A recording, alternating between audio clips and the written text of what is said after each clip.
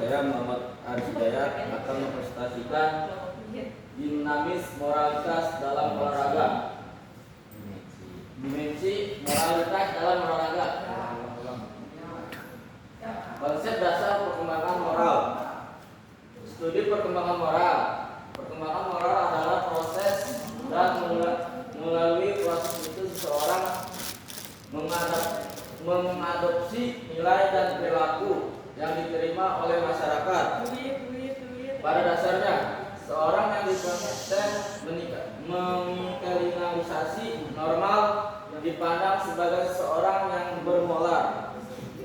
Para ahli menerapkan apa yang disebut pendapat kantong kebijakan Albert 1981.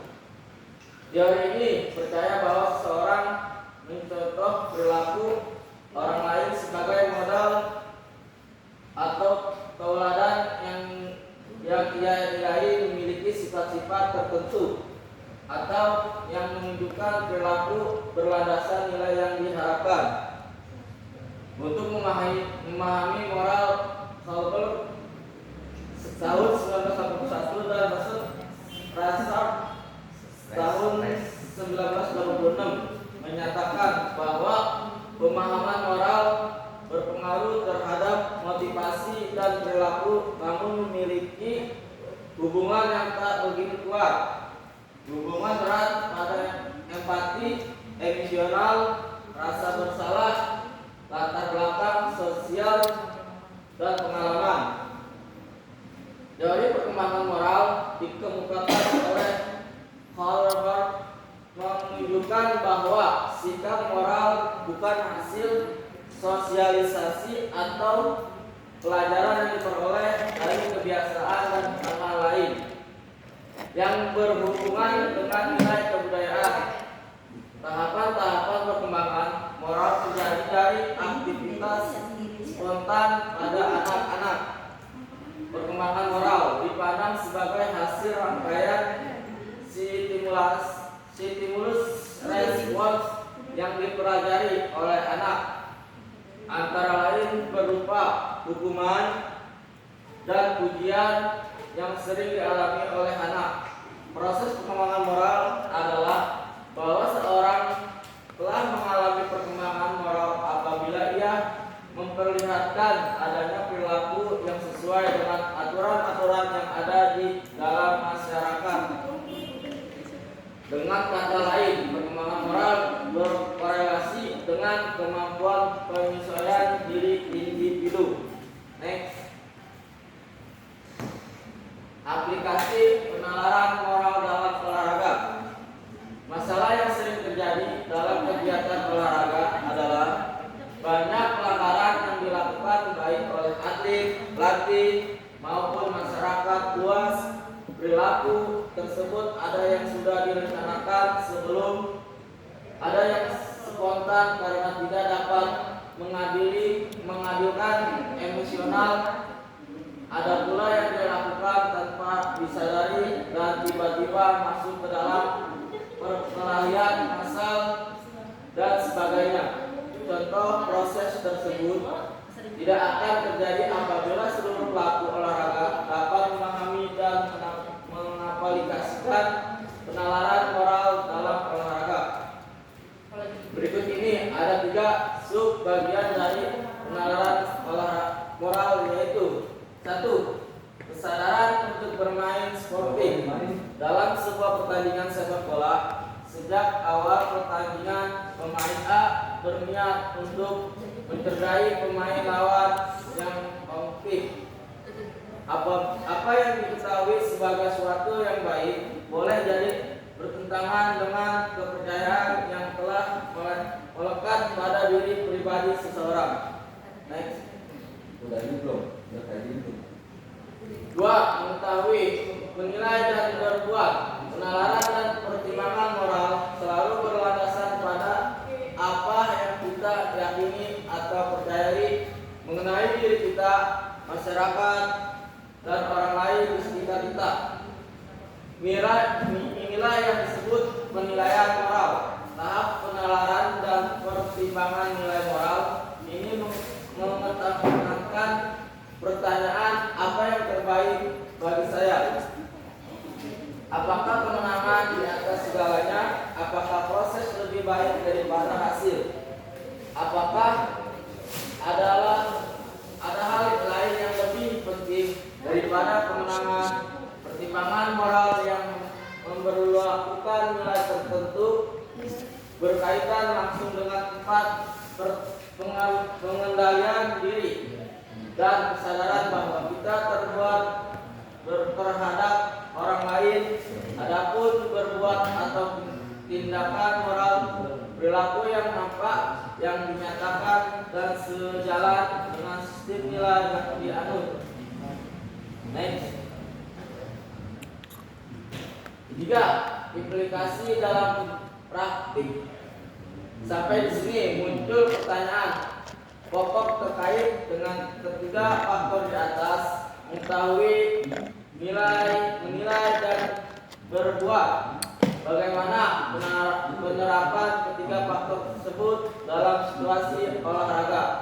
Ketiga fase itu mempengaruhi keputusan moral. Berkaitan dengan persoalan ini yang sangat penting untuk dihayati bahwa olahraga dan pendidikan jasmani adalah kegiatan yang tidak bebas nilai dan justru merupakan gelanggang untuk membina moral.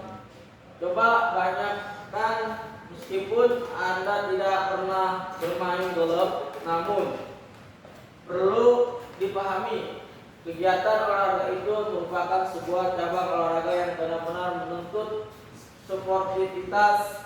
Setiap sentuhan atau pukulan terhadap bola semua memiliki arti. Karena permainan ini menekankan pada performa dalam bentuk jumlah pukulan sedikit mungkin hingga bola masuk ke dalam lubang yang dihitung sejak pukulan pertama. Tidak ada wasit secara langsung mengawasi pemain. Dalam situasi demikian, sungguh mungkin pemain berbuat curang, meskipun dalam praktik antara pemain saling mengawasi. Olahraga ini benar-benar membutuhkan sportivitas. Peran olahraga dalam perkembangan moral. Beberapa tuntunan dalam penalaran moral. Pesan membagi komponen penalaran moral menjadi 4 hal. Adapun 4 komponen pertama penalaran moral dikemukakan oleh Ustaz antara lain: 1. Mengidentifikasi situasi dan mengidentifikasi permasalahan moral, mencukupi empati, berbicara selaras dengan penalarannya. 2. Memperkirakan apa yang seharusnya dilakukan seorang, merumuskan suatu rencana tindakan yang merujuk kepada suatu standar moral atau suatu ide tertentu, mencakup konsep kewajaran dan keadilan. 3. Mengevaluasi berbagai perangkat tindakan yang berkaitan dengan bagaimana caranya orang memberikan penilaian moral atau bertentangan dengan moral, serta memutuskan apa yang secara aktual akan dilakukan seseorang. 4. Melaksanakan serta mengimplementasikan rencana tindakan yang berbobot moral, mencakup ego, strategi dan proses pengaturan diri. Dalam Kurtenis dan Grewis tahun 1992. Next. Etika moralitas bagi baik dan buruk. Hakikat etika. Istilah etika dan moral secara etimologis, kata etis berasal dari kata Yunani ethics yang berarti ilmu tentang moral atau karakter. Menurut Rusli Lutan tahun 2001 mengatakan tentang etika secara khas berhubungan dengan prinsip kewajiban manusia atau studi tentang semua kualitas meta dan moral yang membedakan seorang atau suku bangsa. Mengemukakan etika mendasari tentang cara melihat dan mempromosikan kehidupan yang baik, tentang mendapatkannya, merayakan dan menjaganya, etika terkait dengan nilai-nilai pemeliharaan seperti kebenaran, pengetahuan, kesempurnaan, persahabatan, dan banyak lain nilai-nilai lainnya. Next. Hakikat moral. Moral berasal dari bahasa Latin mos dan dimaksudkan sebagai adat istiadat atau tata krama. Dalam pengertian teknis, moral menunjukkan apakah perbuatan seseorang baik atau buruk, bijak atau jahat, atau karakter bertanggung jawab. Istilah moral dikaitkan dengan motif, maksud, dan tujuan terbuat. Moral berkaitan dengan niat, sedangkan etika adalah studi tentang moral. Menurut Claremont tahun 2001, etika terkait dengan moral dan tingkah laku. Lebih lanjut, Scott menyatakan bahwa etika juga mengenai tentang rasa belas kasihan dan simpati, tentang memastikan kehidupan yang baik berbagai dengan lainnya, baik dan buruk. Menurut Franz Angus tahun 1987 mengatakan bahwa moral selalu mengacu pada baik buruknya manusia sebagai manusia. Bidang moral adalah bidang kehidupan manusia dilihat dari segi kebaikannya sebagai manusia. Moral adalah tolak ukur untuk menentukan betul salahnya sikap dan tindakan manusia dilihat dari segi baik buruknya sebagai manusia dan bukan sebagai pelaku plan tertentu dan terbatas.